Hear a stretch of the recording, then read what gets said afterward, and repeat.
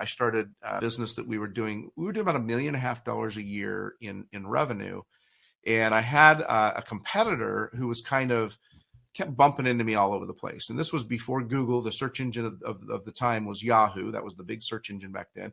They were kicking my butt in Yahoo. This was shortly after Yahoo introduced paid keyword searches, which is, again, ubiquitous today. That was brand new back then. And you could get 5-cent clicks back then that were really valuable.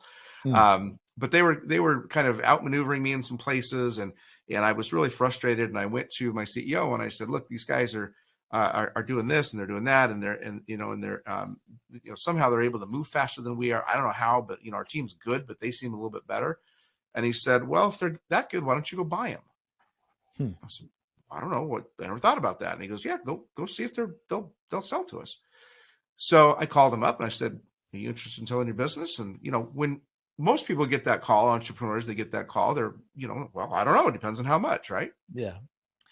So the guy said, yeah, I'd be open to it, and we talked, we had some conversations, found out they were doing about $2 million a year. I was doing about 1.5. So combined, we were doing about 3.5 million in sales.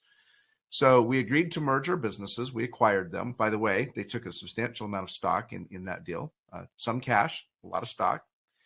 2 years later, if my business was doing 1.5 million and their business was doing 2 million, how much do you think we were doing 2 years later as a combined entity?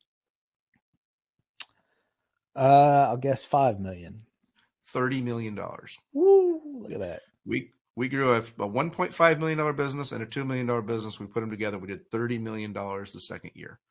That's amazing. Just a great synergy between what we were able to offer with some major distribution points that they didn't have, access to products that they didn't have at prices they couldn't get. They had some really great marketing tactics that we weren't able to really replicate, and just a really great team. And that was a case of 1 and 1 not making 2, 1 and 1 made 11.